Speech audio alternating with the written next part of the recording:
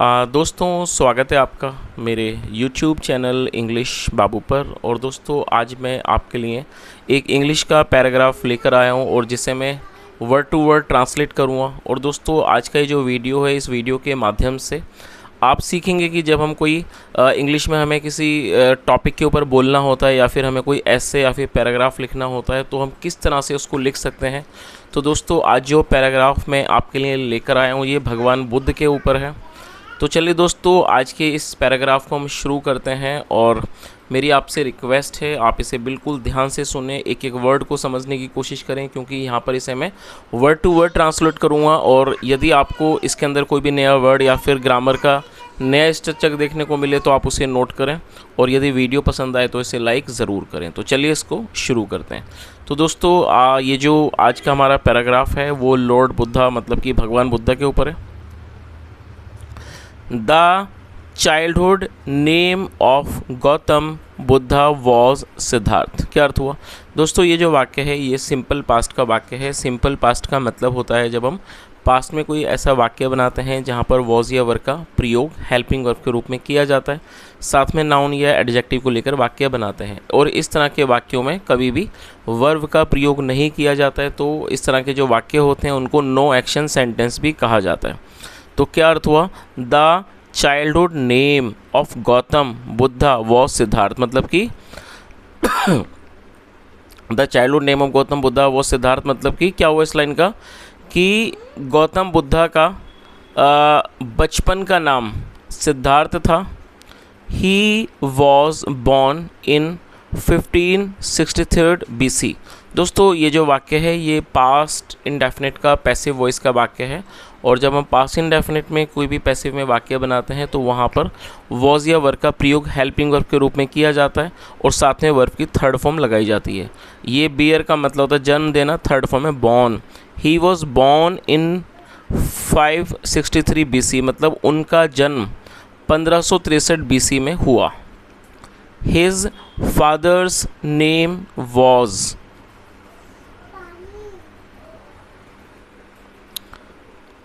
सुधोधना who was the king of Kapilavastu. और दोस्तों ये जो वाक्य है ये भी सिंपल पास्ट का वाक्य है जहाँ पर वॉज का प्रयोग हेल्पिंग वर्ब के रूप में किया गया। फादर्स दोस्तों यहाँ पर फादर के बाद एपिस्ट्रोफी एस है जिसका मतलब होता है काकी के। जब हम किसी नाम या व्यक्ति के साथ कुछ जोड़ना चाहते हैं तो वहाँ पर एपिस्ट्रोफी एस का यूज़ किया जाता है। हिज फादर्स नेम उनके पिता का नाम वो सुधोधना मतलब उनके पिता का नाम सुधोधना था। Who was the king of Kapila वस्तु। दोस्तों यहाँ पर हु का यूज़ किया गया है। हु एक रिलेटिव प्रोनाउन है, जब हम किसी का रेफरेंस देते हैं तो वहाँ पर रेफरेंस देने के लिए हु का प्रयोग किया जाता है। Who was the king of Kapilavastu मतलब जो कपिला वस्तु के राजा थे। तो इस पूरी लाइन का क्या अर्थ निकला? His father's name was Suddhodana who was the king of Kapilavastu मतलब उनके पिता का नाम सुधोधना था जो कपिला वस्तु के राजा थे। हिज मदर्स नेम वॉज माया देवी और ये भी सिंपल पास्ट का वाक्य है जहाँ पर वॉज का यूज़ हेल्पिंग वर्ब के रूप में किया गया है। हिज मदर्स नेम मतलब कि उनकी माँ का नाम माया देवी था। She died when Gautam was only 7 days old। और दोस्तों ये जो वाक्य है ये पास्ट इंडेफिनिट का अफर्मेटिव वाक्य है और जब हम पास्ट इंडेफिनिट में कोई अफर्मेटिव का वाक्य बनाते हैं तो वहाँ पर वर्ब की सेकंड फॉर्म का प्रयोग किया जाता है। DIE डाई का मतलब होता है मरना, मृत्यु होना। Second form died. She died उनकी मृत्यु हो गई। वैन जब Gautam was only 7 days old। क्या अर्थ हुआ कि उनकी मृत्यु हो गई जब गौतम सिर्फ 7 दिन के थे। It was his stepmother Gautami Devi who brought him up। It was his stepmother। और दोस्तों स्टेप मदर का मतलब होता है सौतेली माँ, तो आप इस वर्ड को भी नोट कर लीजिए। It was his step mother मतलब क्या हुआ इस लाइन का कि वो उनकी सौतेली माँ थी Gautami Devi. Who brought him up. दोस्तों ब्रिंग अप का मतलब होता है किसी का पालन पोषण करना। Second from brought up. Who brought him up जिसने उनका पालन पोषण किया। तो इस पूरी लाइन का क्या अर्थ निकला it was his step mother Gautami Devi who brought him up, मतलब वो उनकी ये उनकी सौतेली माँ थी गौतमी देवी जिन्होंने उनका पालन पोषण किया। आगे देखिए, he grew up to be a very sensitive young man who was much concerned with the welfare of others. दोस्तों ये जो वाक्य है ये भी पास्ट इंडेफिनिट का अफर्मेटिव वाक्य है जहाँ सेकंड फॉर्म का यूज़ किया गया है। ग्रो अप का मतलब होता है आयु का बढ़ना, बड़े होना। सेकंड फॉर्म में grew up, he grew up वह बड़े हुए। To be a very sensitive young man, दोस्तों सेंसिटिव एडजेक्टिव है जिसका मतलब होता है संवेदनशील। ऐसा व्यक्ति जिसके अंदर संवेदनाएं हों उसे सेंसिटिव कहा जाता है, जिसका अर्थ होता है संवेदनशील। क्या अर्थ हुआ कि ही ग्रीव अप वो बड़े हुए। To be a very sensitive young man मतलब एक बहुत संवेदनशील युवक के रूप में। हु वॉज मच कंसर्न्ड, और दोस्तों कंसर्न का मतलब होता है चिंतित होना, जो बहुत चिंतित थे। With the welfare of others, welfare मतलब कल्याण, मतलब जो कि दूसरों के कल्याण से बहुत चिंतित थे। तो इस पूरी लाइन का क्या अर्थ निकला? He grew up to be a very sensitive young man who was much concerned with the welfare of others। वो एक युवा मतलब he grew up to be very sensitive young man मतलब है बड़े हुए और वो बहुत ही ज़्यादा संवेदनशील युवक के रूप में बड़े हुए। Who was much concern with the welfare of others मतलब कि जो दूसरों के कल्याण के लिए बहुत ज़्यादा चिंतित थे। आगे देखिए, His father tried his best to keep him involved in the luxurious life of the palace। क्या अर्थ हुआ? His father tried, और ये भी पास्ट का अफर्मेटिव वाक्य है जहाँ सेकंड फॉर्म लगाई गई है। His father tried his best, उनके पिता ने अपनी पूरी कोशिश की। टू कीप हिम इन्वॉल्व, उनको इन्वॉल्व रखने की, मतलब कि उनको इन्वॉल्व का मतलब होता है किसी व्यक्ति को किसी गतिविधि में बना के रखना, शामिल रखना। उनको इन्वॉल्व रखने की, उनको शामिल रखने की किस चीज़ में? इन द लग्जूरियस लाइफ, एक आरामदायक जीवन में, ऑफ द पैलेस महल के। तो इस पूरी लाइन का क्या अर्थ निकला?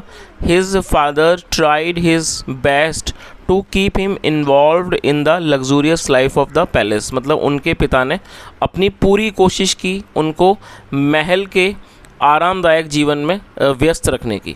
आगे देखिए, ही did not want that young Siddharth should go outside and see the misery of the world। क्या अर्थ हुआ? he did not want। दोस्तों ये जो वाक्य है ये पास्ट इंडेफिनिट का नेगेटिव वाक्य है, और जब हम पास्ट इंडेफिनिट में कोई भी नेगेटिव का वाक्य बनाते हैं तो वहाँ सब्जेक्ट के बाद डिड नॉट का प्रयोग किया जाता है, साथ में फर्स्ट फॉर्म लगाई जाएगी। वांट का मतलब चाहना। ही डिड नॉट वांट मतलब वह नहीं चाहते थे कि यंग सिद्धार्थ की जो युवा सिद्धार्थ हैं शुड गो आउटसाइड कि वो बाहर जाएं या उनको बाहर जाना चाहिए। एंड सी और वो देखें the misery of the world, misery का मतलब होता है दयनीयता, गरीबी, और वो दुनिया की दयनीयता को, गरीबी को देखें। तो इस पूरी लाइन का क्या अर्थ निकला कि उनके पिता नहीं चाहते थे कि जो युवा सिद्धार्थ हैं वो बाहर जाएं और दुनिया की वो संसार की वो माइजरी को, दयनीयता को देखें। बट हिस्ट्री टेल्स अस, और दोस्तों ये जो वाक्य है ये प्रेजेंट इंडेफिनिट का वाक्य है, और जब हम प्रेजेंट इंडेफिनिट में कोई अफर्मेटिव का वाक्य बनाते हैं तो यदि वहाँ सब्जेक्ट सिंगुलर होता है तो फिफ्थ फॉर्म का यूज़ किया जाता है। तो यहाँ पर सब्जेक्ट के रूप में हिस्ट्री ये सब्जेक्ट है और ये सिंगुलर नाउन है, तो यहाँ पर फिफ्थ फॉर्म का यूज़ किया गया है। बट हिस्ट्री टेल्स अस, लेकिन जो इतिहास है वो हमें बताता है दैट की द यंग मैन, जो ये युवा आदमी थे, युवक थे, वेंट आउट वो बाहर गए, विद हिज चैरिटियर, और दोस्तों आप इसकी मीनिंग को नोट कर लीजिए। चैरिटियर का मतलब होता है सारथी। तो क्या अर्थ हुआ? बट हिस्ट्री टेल्स अस, लेकिन जो इतिहास है वो हमें बताता है कि द यंग मैन, ये जो युवा व्यक्ति थे, वेंट आउट वो बाहर गए, विद हिज चैरिटियर अपने सारथी के साथ, चैरिटियर चलना, ऑन 3 ओकेजन्स 3 अलग अलग मौक़ों पर, एट लीस्ट कम से कम 3 बार। तो इस पूरी लाइन का क्या अर्थ हुआ कि जो इतिहास है वो हमें बताता है कि जो ये जो युवक थे वो बाहर गए अपने सारथी चन्ना के साथ 3 अलग अलग मौक़ों पर, कम से कम 3 बार, एटलीस्ट। चलिए आगे देखिए। Siddhartha was greatly touched as he saw an old man, a sick man and a dead body. क्या अर्थ हुआ? Siddhartha was greatly touch. दोस्तों TOUCH टच का मतलब छूना होता है, लेकिन यहाँ पर इसका मतलब छूना नहीं है, क्योंकि एक वर्ड के कई सारे मतलब होते हैं। तो टच्ड का मतलब भावुक होना भी होता है। तो क्या अर्थ हुआ? सिद्धार्थ वॉज ग्रेटली टच्ड, मतलब कि सिद्धार्थ बहुत भावुक हुए। एज ही सॉ, जब उन्होंने देखा। और दोस्तों ये पास्ट का अफर्मेटिव वाक्य है जहाँ सेकंड फॉर्म का प्रयोग किया गया है। सी मतलब देखना, सेकंड फॉर्म सॉ मतलब कि जो सिद्धार्थ थे वो बहुत भावुक हुए जब उन्होंने देखा एन ओल्ड मैन, एक बूढ़े आदमी को, अ सिक मैन, एक बीमार आदमी को, एंड अ डेड बॉडी, और एक लाश को, एक कह सकते हैं शव को उन्होंने देखा। He wanted to do something to relieve the humanity from all such misery. और दोस्तों ये जो वाक्य है ये पास्ट इंडेफिनिट का ही अफर्मेटिव वाक्य है, जहाँ सेकंड फॉर्म का यूज़ किया जाता है। वांट का मतलब चाहना, और सेकंड फॉर्म में वांटेड। तो क्या अर्थ हुआ? He wanted to do something, वह कुछ करना चाहते थे। टू रिलीव, दोस्तों रिलीव का अर्थ होता है मुक्त करना। तो आप इस वर्ड को नोट कर लीजिए, RELIEVE, रिलीव। रिलीव का मतलब मुक्त करना। तो क्या अर्थ हुआ? He wanted to do something, वह कुछ करना चाहते थे। टू रिलीव, मुक्त करने के लिए। द ह्यूमैनिटी, मानवता को। फ्रॉम ऑल सच माइजरीज, इन सारी दैन्यताओं से, इन सारी समस्याओं से। तो इस पूरी लाइन का क्या अर्थ हुआ? He wanted to do something to relieve the humanity from all such misery, मतलब वह कुछ करना चाहते थे मानवता को इन सारी दैन्यताओं से मुक्त करने के लिए, वह कुछ करना चाहते थे। He reflected on his problem for long,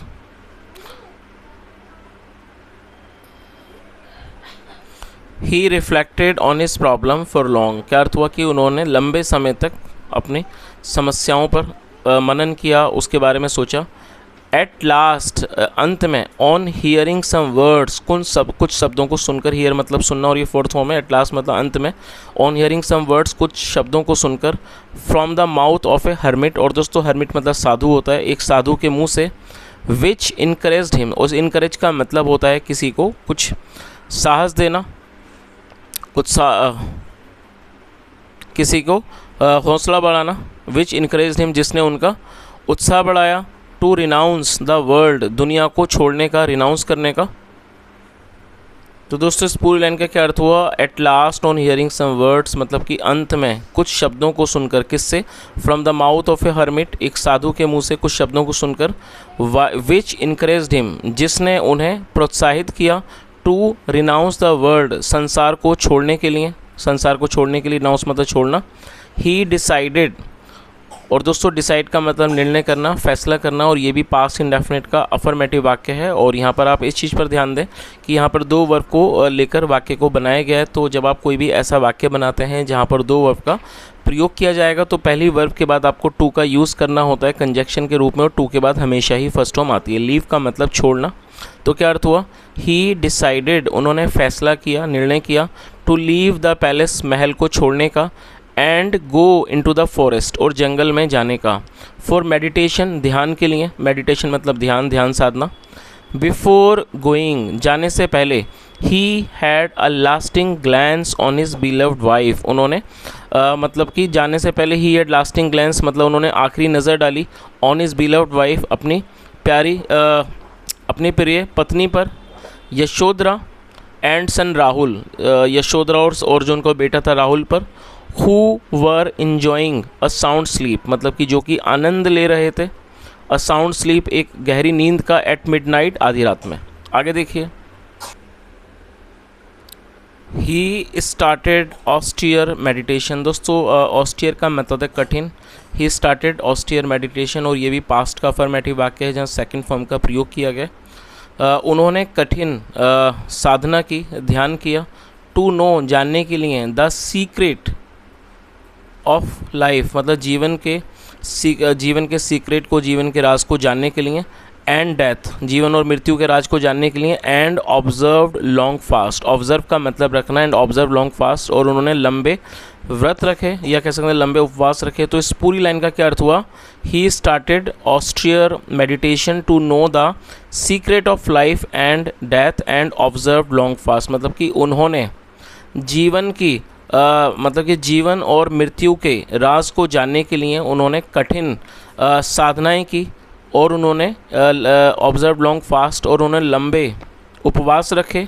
at last अंत में ही गॉट एनलाइटमेंट। दोस्तों एनलाइटमेंट का मतलब होता है ज्ञान, और अंत में उन्हें ज्ञान प्राप्त हुआ under the Bodhi tree. Bodhi tree मतलब जो बोधि का पेड़ था उसके नीचे, कहाँ पर, एट गया में।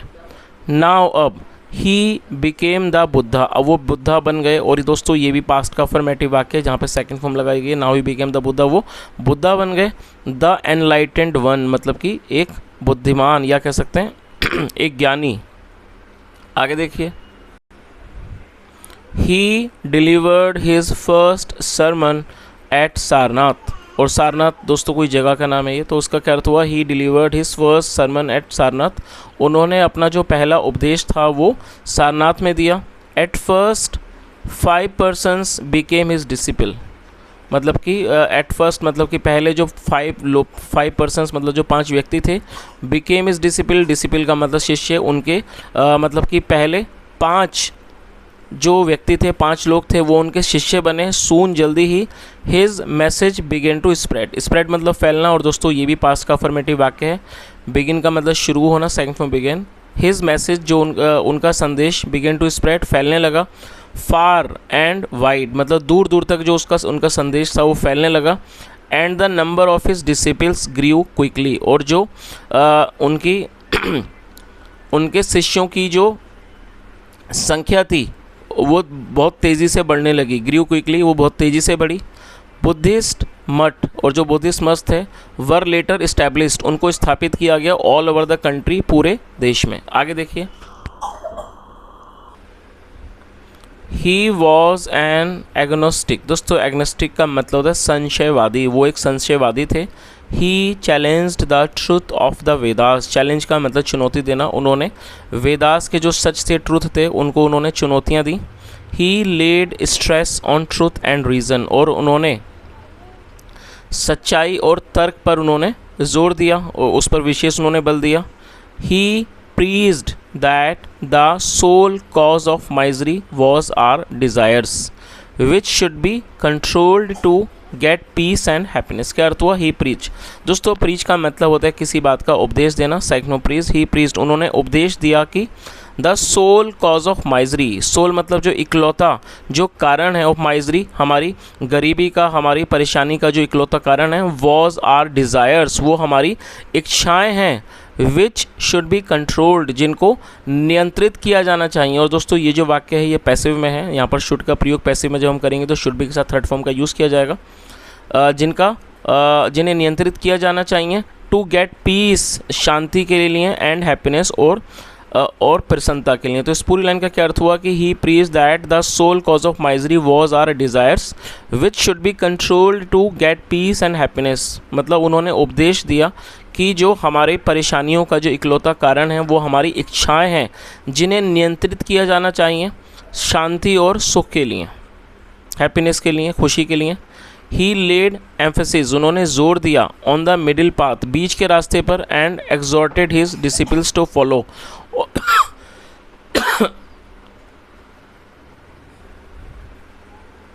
ही laid emphasis on the middle path, तो उन्होंने जो बीच का रास्ता था उस पर उन्होंने बल दिया। एंड एक्सॉर्टेड डिसिपल्स, एक्सॉर्ट का मतलब समझाना, और उन्होंने अपने शिष्यों को समझाया। टू फॉलो करने के लिए, मानने के लिए। The 8-fold path to get rid of misery, मतलब कि जो 8 का रास्ता है। 8-fold path to get misery, to get rid of misery मतलब दुखों से पीछा छुड़ाने के लिए। इन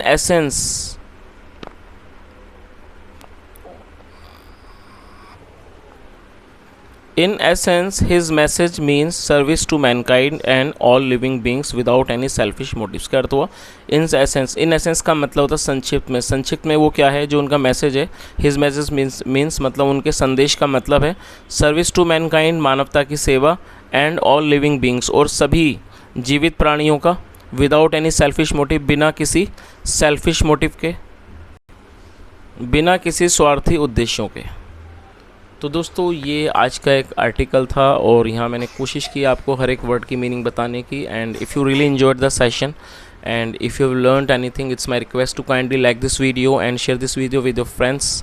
And if you have not subscribed the channel, please subscribe the channel. Thank you so much for listening. Have a nice day and bye.